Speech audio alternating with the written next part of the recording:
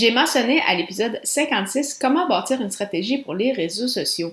C'est bien évidemment important de faire de même pour votre contenu, que ce soit à l'audio, à l'écrit ou à la vidéo. Pour quelles raisons? J'y réponds dans cette émission. Les médias sociaux en affaires est votre rendez-vous hebdomadaire pour en connaître davantage sur les différents réseaux sociaux et les plateformes de création de contenu dans un contexte d'affaires. Chaque semaine, je, Amélie Delobel, répondrai à une question thématique qui vous permettra d'appliquer concrètement ces conseils pour votre entreprise. C'est parti! Salut et bienvenue sur cet épisode des médias sociaux en affaires sur pourquoi est-ce important de bien planifier son contenu. Donc, très heureuse de parler de ça avec vous aujourd'hui pour ce jour 4 du challenge de janvier, donc le fameux défi J'envoie de l'Académie du podcast. Donc, pour rentrer dans le vif du sujet, en fait, il y a 3 raisons particulières que je trouve importantes de vous mentionner sur justement l'importance de bien planifier son contenu.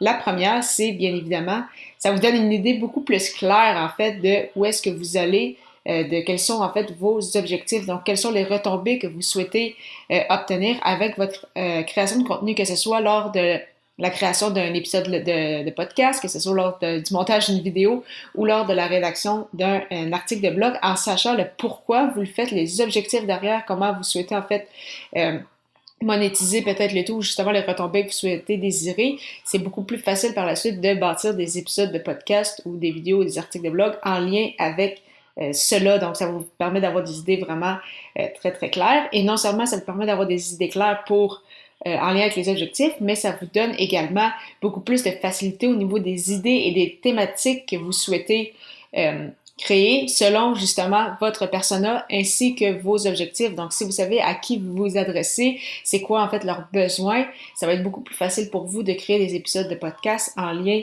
avec justement ce qu'ils désirent obtenir comme information. Si vous ne savez pas à qui vous vous adressez, que vous faites des vidéos un peu ici et là ou des épisodes de podcast ou peu importe, ça devient beaucoup plus difficile d'avoir une cohérence, surtout si à la fin vous n'avez peut-être pas d'appel à l'action parce que vous ne savez pas trop en fait où vous souhaitez amener les gens qui vous écoutent, qui vous lisent ou qui vous regardent. Alors c'est pourquoi c'est vraiment important de bien planifier son contenu, tant au niveau des objectifs que pour justement savoir à qui on s'adresse et pour ceux qui se demandent en fait comment on peut savoir ce que notre persona a besoin ou quelles sont ses difficultés.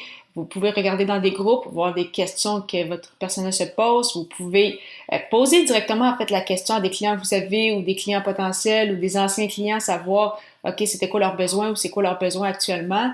Ou vous pouvez en fait écrire sur les réseaux sociaux, faire des petits sondages, savoir justement bon est-ce qu'il y a certaines thématiques ou certains défis qui ressortent et par la suite vous avez en fait plusieurs idées qui y seront rattachées, donc toujours très important d'avoir son persona en tête et finalement en fait pourquoi c'est important de bien planifier son contenu, oui pour votre persona, oui pour vos objectifs, mais c'est surtout pour vous aussi pour avoir beaucoup moins d'inquiétude. Je ne sais pas si c'est votre cas actuellement, mais quand on se lance dans un projet, on veut bien faire, on a donné une fréquence, par exemple, à notre audience, puis on veut la respecter, mais ça peut être effectivement très stressant. On peut avoir des signes de nervosité au départ en disant « Ah, mais j'ai dit que je voulais faire un épisode par semaine, finalement je me rends compte que ça va beaucoup trop vite, j'ai pas d'idée, le temps que j'enregistre, le temps que je fasse le montage, etc. » Et ça vous amène beaucoup de stress.